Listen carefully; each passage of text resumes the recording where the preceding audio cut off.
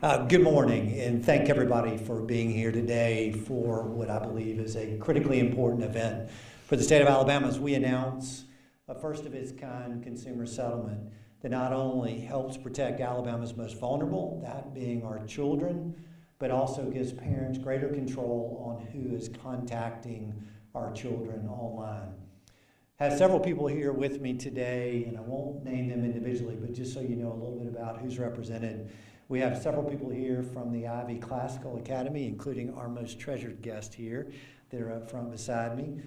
Bart Reed, Superintendent of the Albertville City School System, who is here with several representatives of his agency. We have multiple law enforcement officers who are here, each with a very defined specialty, and that is our school resource officers who are working every day to be able to keep our children safe, along with Mo Kennedy, who leads the National School Resource Officer Organization. Have also Chief Justin LeBowen with Greenville City Police Department, who is leading our State Chiefs Association, and Hoss Mack, dear friend, who leads Alabama Sheriff's Association. Now, over the course of the last several months, the state of Alabama has been in negotiation and talks with Roblox to discuss much needed improvements in its platform directed at child safety. Roblox is obviously a very popular site for children to be engaged in gaming and interacting with others online, and right now we estimate that there are over 100,000 users of this platform that are over the age of 16 here in our state. Over the last several years, we've seen a major vulnerability in the Roblox platform that's emerged, namely its chat feature of the platform that allows for those outside of family members from contacting and soliciting children online. Today, I'm pleased to announce through the hard work of our office that Alabama has reached a settlement with Roblox totaling a monetary value of $12.2 million.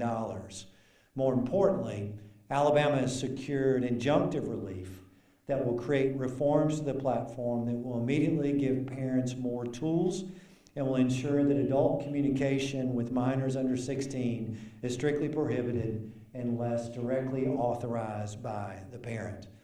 Some of the changes that we'll announce today have been negotiated and already implemented, and others will take place between May 1st and September 1st.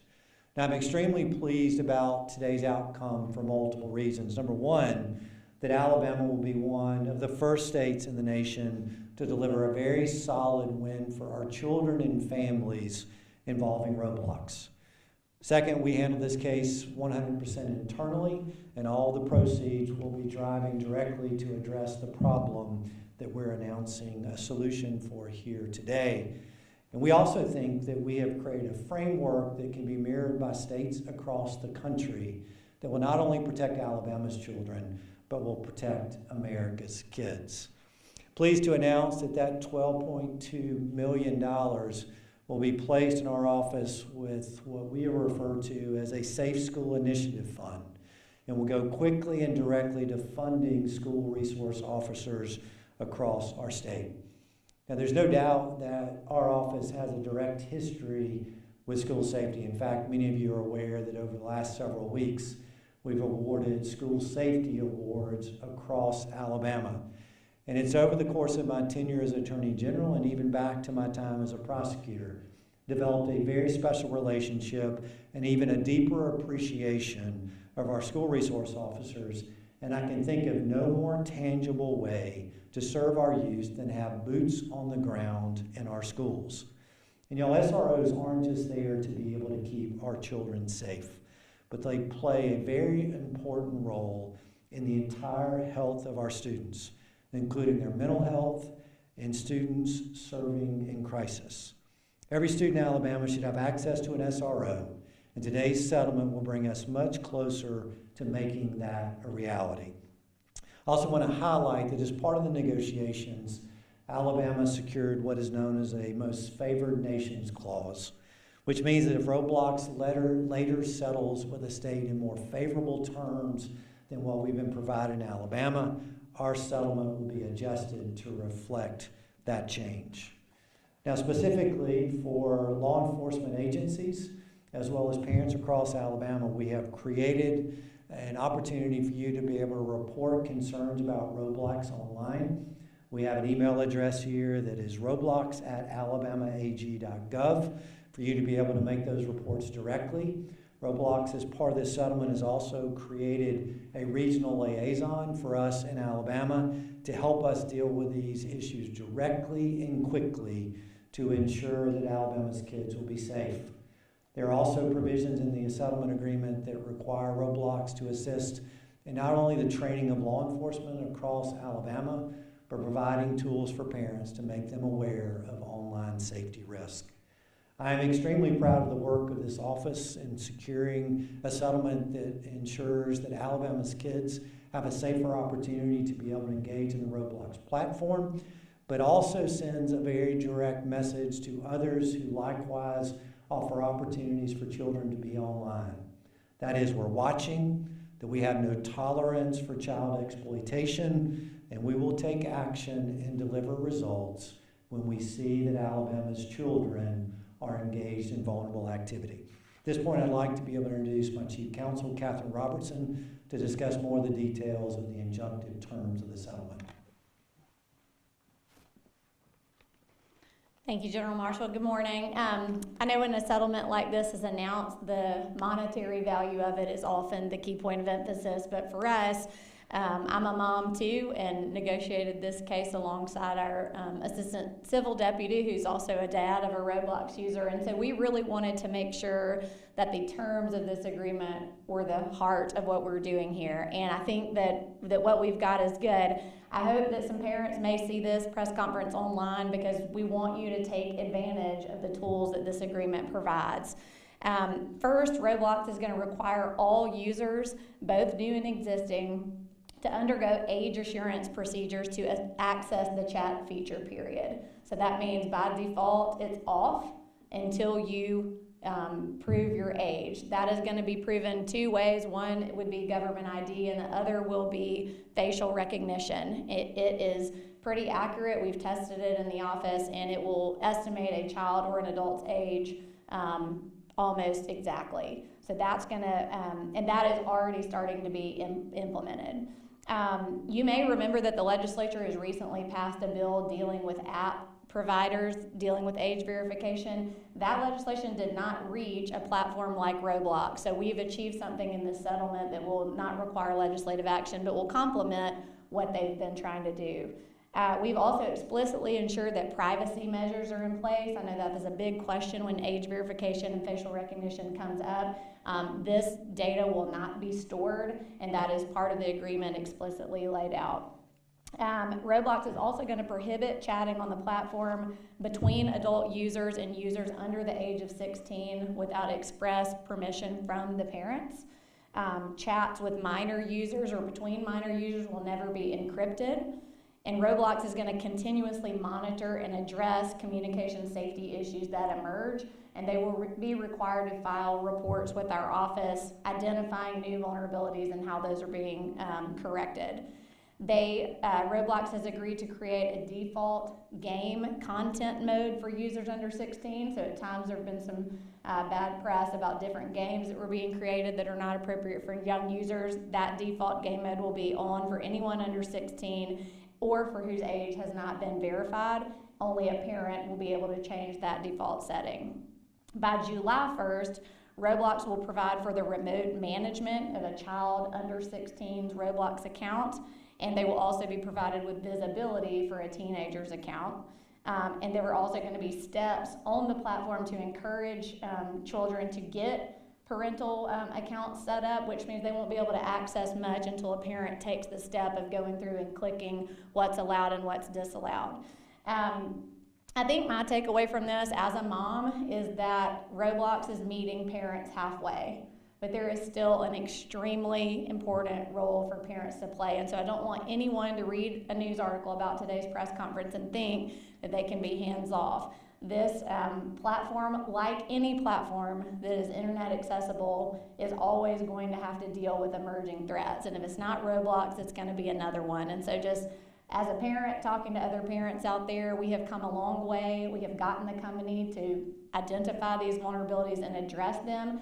but the parents have got to take advantage of the tools that we are giving them in this agreement. A copy of the agreement will be available online and in our press release so parents can read the exact terms, but again, we have tested these internally. We do feel like they're working. Some of them are yet to be implemented, but there's already big changes on the platform that I hope you'll see. As General Marshall mentioned, we want to make sure that this settlement agreement is living up to the terms. We want to make sure that if new threats emerge, that we know about them. So if you're a law enforcement officer or a parent that has something you'd like to report to our office, roblox@alabamaag.com. With that, I will introduce Ms. Pam Revels, who is, we are so fortunate in Alabama to have the queen of SRO everything. She is the president of NASRO. She is the authority, and she is the reason that we wanted to dedicate this money to SROs. And so she's going to talk to you a little bit about the role that they play and how this is all going to work.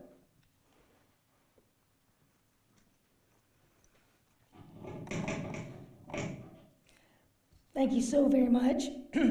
As you can see, it is pollen season in Alabama.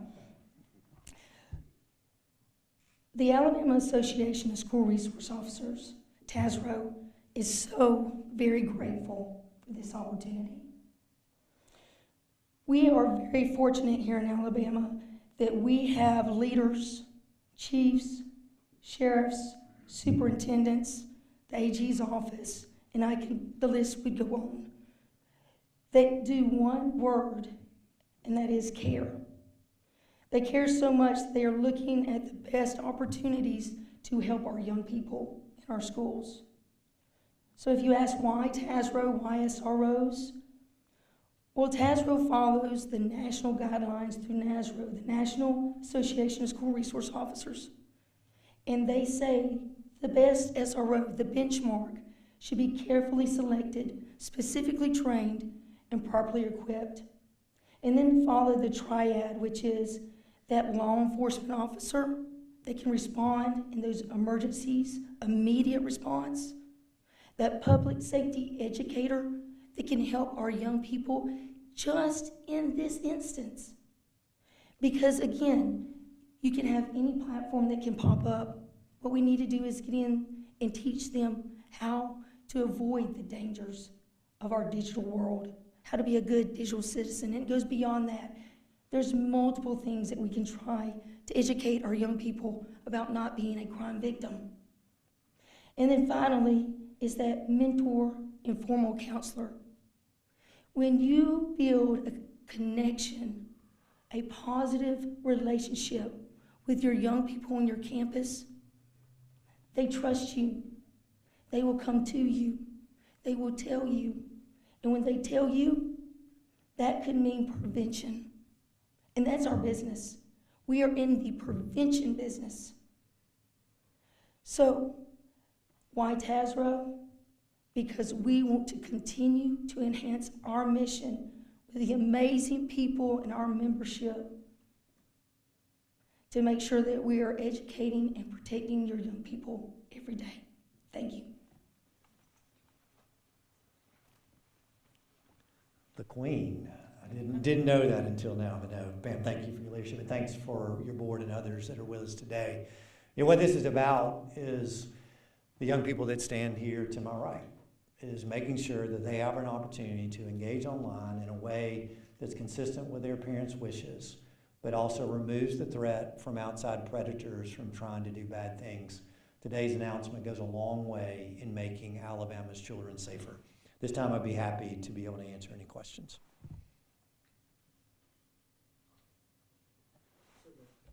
Go ahead up front.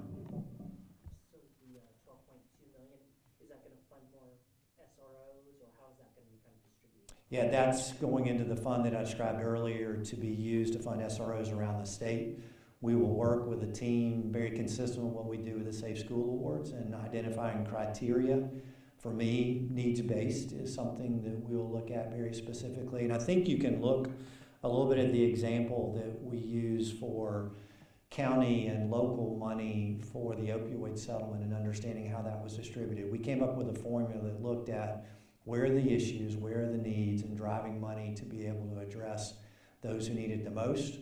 We'll use that same criteria here over the course of the time that we have that money to allow for SROs to get in places that they're needed, and to allow for schools to be able to have the opportunity, not only for the presence of that SRO to ensure safety at that school, but to be the very things that you heard Lieutenant Rebels talk about earlier, is that mentoring influence and that resource for kids to help them remain safe. Yes, sir. How should sheriff's office, school districts, should they be reaching out to your office if they feel like they have a need for SROs and would like some of this funding, or what's the best way for them to kind of make those needs known? Yeah, we're going to be able to distribute that information through multiple outlets, whether it be our School Superintendents Association, through our State School Boards Association, through our Sheriffs and Chiefs Association, as well as TASRO. Once we have the applications available, the criteria set, and the team in place to do that evaluation, we'll send that information out online. But meanwhile, I would sort of remind you that we have set up the email address here, roblox@alabamaag.gov, when parents have concerns or law enforcement has concerns about the platform itself. Because the good thing is we've developed now a direct line of contact with Roblox. They have been responsive in these negotiations and are prepared to make reports back directly to us of their progress, and to the extent that we identify vulnerabilities, try to have an opportunity to be able to fix those. Yes, sir. I know you already mentioned the, that the legislative efforts to deal with this did not touch specifically Roblox. Is there going to be further litigation that's needed or legislative efforts to further help this, or do you think that the settlement along with the parental fastidiousness will be sufficient to address the problems that you've seen? So a couple things. One, the legislation itself was at the sort of the App Store level, whether it's Google or Apple, specifically with regard to age verification. This is driving that same philosophy at a granular level to the platform itself. But this is even much bigger than where that legislation was going around age verification. This is making sure that that direct contact, whether it be through a chat feature or through other versions or forms of encryption, can't take place, and that parents have an opportunity to be engaged at a much more detailed level. And so I think this is one that the legislation can't really address. We've gone very specific to the platform, understanding how that platform is used and the vulnerabilities that exist. And we've now, through this legislation, through this settlement, been able to fill the holes and the gaps that already existed. Can you speak about whether your office is working with other platforms that are popular with children? Yeah, first of all, we have a TikTok case that is pending and has a trial date set. I believe it's either in September or October. And so TikTok, we have specific litigation, and there are other investigations that are ongoing. The importance of the most favored nation clause in this, and how if more, restrictions or things come in the future, that'll apply to Alabama as well? Yeah, this just gives Alabama the benefit of what may come following. The desire for us was to expedite settlement because while dollars matter, and we've already described what we're going to be able to do with the $12.2 million coming in, the injunctive relief here is critically important because every day that a child was on there without those changes taking place was another day in which a predator had an opportunity to get to children in ways that now we've been able to stop. So the reason for us in being able to want an expedited settlement was not only to protect children quicker, but was also to be able to make changes that other states could replicate to be able to keep their children safe as well. And to the extent that the development of time or even the development of technology allows for there to be greater protection, that Alabama's children would not be left out. And to the extent that there is a financial formula that somehow or another would benefit Alabama in ways that right now we're not having the opportunity to be able to tap into that we wouldn't be prejudiced as a result of settling early in ways that were designed to be able to protect Alabama's kids. So it's a win-win for us.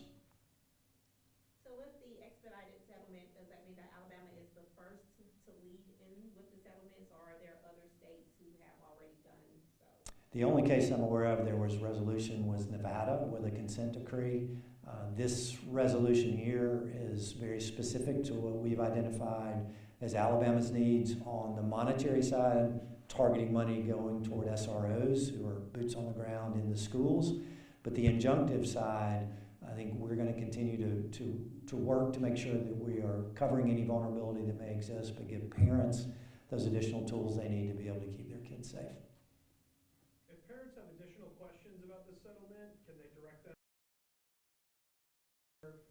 They can be directed to if they want to know more about exactly what has been changed, or if they have additional questions, if they have concerns about their kids being on this platform? I think a couple of things. One is that email address I described for you earlier, the Roblox at alabamaag.gov. If there are specific questions, we're happy to be able to respond to that. And then we're going to have the settlement agreement online available for people to be able to review, which outlines very specifically the changes that will be on the platform and what parents can expect moving forward. Also, one final question. Has there been Alabama-specific instances that alarm you to this specific site? I think we've seen the stories not only nationally, but even not only a recent arrest of an individual out of Athens that was using the platform to be able to target kids outside of Alabama. But we hear the stories, particularly as you travel around the state and talking to parents. But the one thing I do think that I would echo what I heard Chief Counsel Robertson talk about earlier is that this doesn't eliminate the need for parents to be engaged in what children are doing online. This just gives greater tools for parents when they are an active participant in protecting kids to make sure that they stay safe. Any other questions? All right, thank y'all very much for your time, and thank y'all very much for coming to be with us today. Have a great day.